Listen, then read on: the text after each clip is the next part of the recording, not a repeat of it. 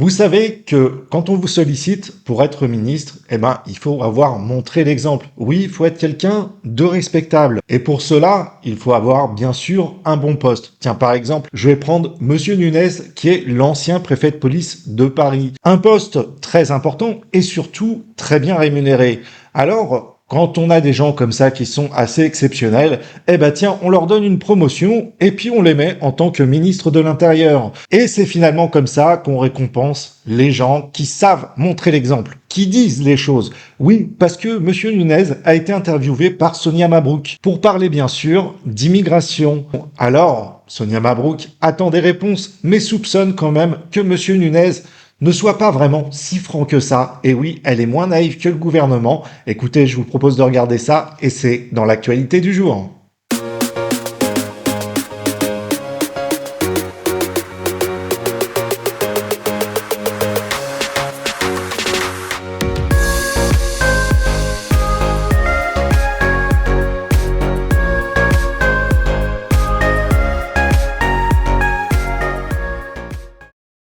Monsieur le ministre de l'Intérieur, au sujet de l'immigration illégale des clandestins, vous avez déclaré, en prenant beaucoup de précautions oratoires, un peu comme ce matin, qu'il y avait entre 200 et 300 000 clandestins en France. Est-ce que vous maintenez ce matin cette fourchette? Non, j'ai été interrogé dans une émission, c'était sur une autre chaîne, où j'ai refusé d'abord de donner les chiffres parce que je ne voulais pas qu'ils prêtent à débat. D'abord, ce sont des estimations. Hein. Par définition, on ne connaît pas le nombre d'étrangers en situation irrégulière.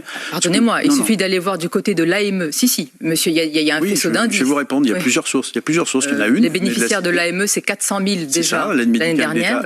Il faut savoir que Laurent Nunez, c'est l'homme qui dit la vérité. Oui, on est censé le croire. Il est quand même ministre de l'Intérieur. Il a quand même été préfet de police. Alors pourquoi Sonia Mabrouk se pose-t-elle des questions, puisque ce monsieur dit forcément la vérité? On continue.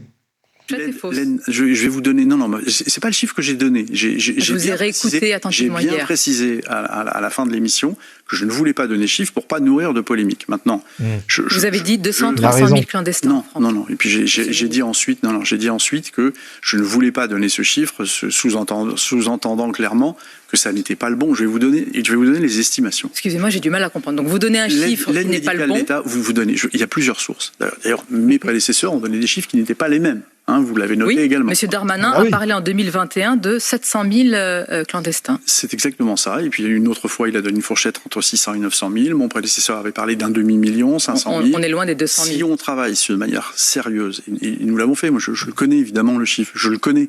Alors donnez-le ce matin. Si on travaille sur l'aide médicale d'État, et qu'on extrapole, le nombre, l'estimation d'étrangers en situation irrégulière dans notre pays, elle est de 700 000. Voilà. 700 000 immigrés en France. Merci Emmanuel Macron. Merci de faire entrer autant d'immigrés en France.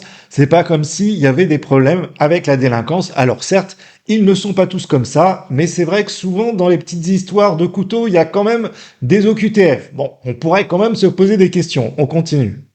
Donc 470 000 qui sont bénéficiaires de l'AME. Or, selon la Cour des comptes, tous les bénéficiaires, tous les clandestins ne sont pas bénéficiaires de l'AME. Donc la fourchette est de 700 000. C'est un peu moins d'un sur deux. Voilà. Vous aurez clos une polémique en donnant ce chiffre tout de suite, déjà dès hier. C'est pas le sujet. Je voulais pas créer de polémique en donnant un chiffre. Voilà. Moi, moi, dans mon esprit, les choses sont très claires. Il n'y a pas de difficulté.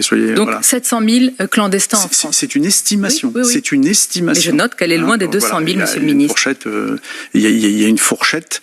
C'est plus la fourchette de 6 à 900 000 me paraît assez cohérente. Mais... C'est une estimation. Ne vous inquiétez pas. C'est un petit peu, vous savez, comme si on allait estimer une maison. Ah bah tiens, ta maison, elle vaut 400 000, puis elle en vaut 200 000. Ou sinon l'inverse. Par exemple, elle en vaut 200 000, et puis elle en vaut 400. Eh bien les amis, je vous propose de revenir un petit peu en arrière, il n'y a pas si longtemps que ça. Alors, est-ce que Monsieur Nunez ment ou est-ce que Sonia Mabrouk se fait des films?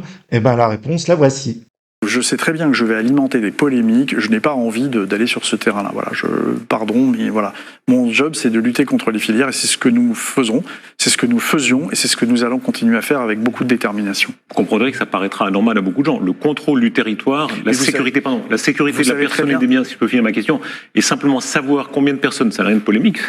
C'est de l'information de base de sécurité. Ça n'a rien de polémique, mais vous savez très bien qu'on donne parfois le chiffre de 200, 300 000. Voilà, ce sont des chiffres qui ne sont pas connus avec certitude. Ce qui est important, c'est les actions que nous menons. Donc, Sonia Mabrouk avait raison.